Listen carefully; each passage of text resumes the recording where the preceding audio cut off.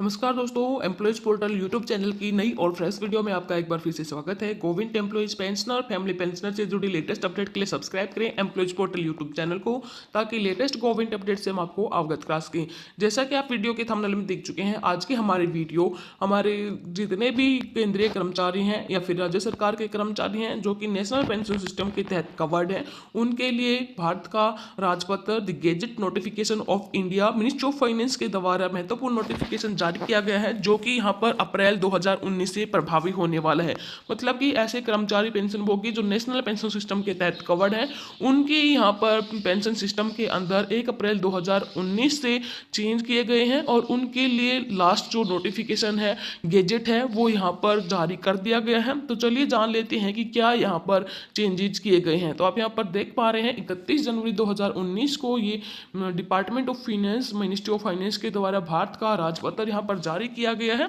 जिसके अंदर राष्ट्रपति ने अपनी शक्तियों का यूज करते हुए ये डिसीजन लिया है, जो कि 6 दिसंबर 2018 को यहाँ पर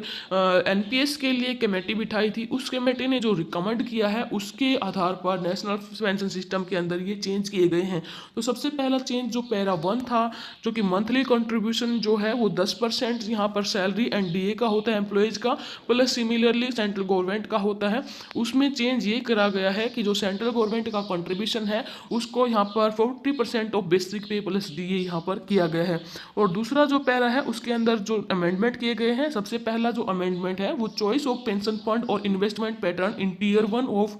एनपीएस एजेंडर, वो इस तरह है। सबसे पहला है चॉइस ऑफ पेंशन फंड। तो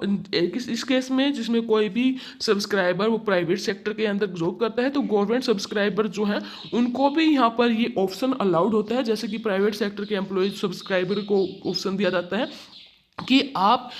जो है वन पेंशन फंड यहाँ पर चूज कर सकते हैं। जैसे कि प्राइवेट सेक्टर पेंशन फंड है, आप उसको भी यहाँ पर चूज कर सकते हैं। वो अपना ऑप्शन जो है वो 1 साल में एक बार चेंज कर सकता है, पर जबकि जो करंट प्रोविजन है of combination of public sector pension fund, वो वहाँ पर अवेलेबल होगा डिफ़ॉल्ट ऑप्शन के रूप में फॉर द न्यू और एग्जिस्टिंग जो भी हमारा गवर्नमेंट सब्सक्राइबर है उनके केस में। सेकेंड, जो यहाँ पर चॉइस ऑफ इन्वेस्टमेंट पैटर्न का जो चॉइस है, उसके लिए भी आपको ऑप्शन ऑफर किए गए हैं। सबसे पहला ऑप्शन ये है कि एग्जिस्टिंग स्कीम जिसके अंदर जो फंड है वो पीएफआरडीए के तरह जहाँ पर एलोकेटेड किया जाता है, जिसके अंदर 3 पब्लिक सेक्टर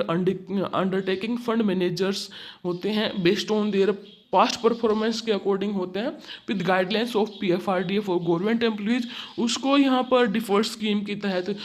दोनों एग्जिस्टिंग और न्यू सब्सक्राइबर के लिए लागू किया गया है। और सेकंड पॉइंट के अंदर गवर्नमेंट एम्प्लॉइज जो कि यहाँ पर fix return with minimum amount of risk के लिए यहाँ पर प्रीफर करता है, तो उसको यहाँ पर ऑप्शन दिया जाता है कि वो 100% इन्वेस्ट कर सकता है of the fund in the government security scheme जी के अंदर। सेकेंड जो पॉइंट है उसके अंदर यहाँ पर गवर्नमेंट एम्प्लॉयज जहाँ पर हायर रिटर्न के लिए प्रेफर करता है, तो उसको यहाँ पर 2 लाइफ साइकिल बेस्ड स्कीम भी प्रोवाइड की जाएंगी। सबसे पहली लाइफ साइकिल है वो है कंजर्वेटिव लाइफ साइकिल फंड, जिसमें मैक्सिमम जो एक्सपोजर है टू इक्विटी कैप्ड एट 25%, जिसको LC25 बोलते हैं। और सेकंड जो लाइफ स्कीम है साइकिल है वो है moderate life cycle fund with maximum exposure to equity capped at 50%, मतलब LC50 यहाँ पर प्रोवाइड की जाएगी।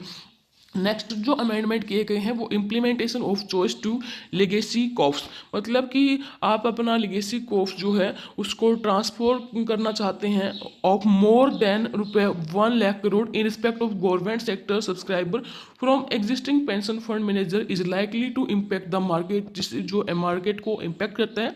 तो यहाँ पर पर्टिकुलरली पीएफआरडीए डिफ़िकल्टी हो जाती है कि गवर्नमेंट सब्सक्राइबर को यहाँ पर जो चेंज होता है पेंशन फंड और इन्वेस्टमेंट पैटर्न में, उसको यहाँ पर वो चेंज करने में थोड़ी डिफ़िकल्टी होती है। इसलिए for the present change in pension fund और इन्वेस्टमेंट पैटर्न जो है वो सिर्फ यहाँ पर इंक्रीमेंटल फ्लो के लिए ही अलाउ किया जाएगा। आगे है transfer of legacy coughs in a reasonable time frame के अंदर अगर आप ट्रांसफ़र करना चाहते हैं,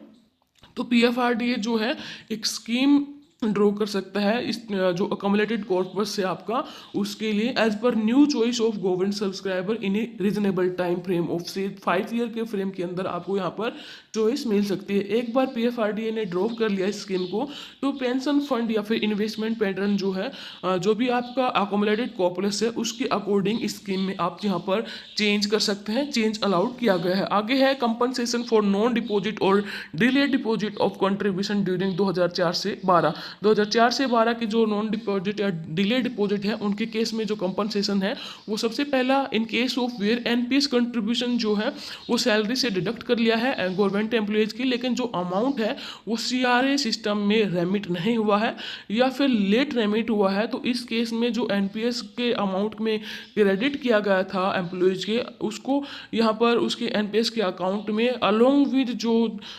इंटरेस्ट है उसके साथ पेड किया जाएगा। और इसके साथ जो नेक्स्ट ऑप्शन प्रोवाइड कर रखा है वो ये है, इन केस ऑफ एनपीएस कंट्रीब्यूशन जो है डिडक्टेड नहीं किया गया सैलरी से गवर्नमेंट एम्प्लॉयज़ के फॉर द ईयर ऑफ 2004 से 12 के साल के अंदर, तो एम्प्लॉयज़ को यहाँ पर ऑप्शन दिया जाएगा कि आप अपना जो अमाउंट है उसको अब आप कंट्रीब्यूट कर सकते हैं। इन केस अगर वो डिपॉजिट का कंट्रीब्यूशन अब डिपॉजिट का ऑप्शन चूज करता है, तो अमाउंट जो भी वो यहाँ पर डिपॉजिट करेगा वो या तो लंप सम में कर सकता है या फिर मंथली इंस्टॉलमेंट में कर सकता है, ये उसको ऑप्शन दिया जाएगा। जो इंस्टॉलेशन है, अमाउंट ऑफ इंस्टॉलेशन जो है उसकी सैलरी से डिडक्ट कर ली जाएगी और उसके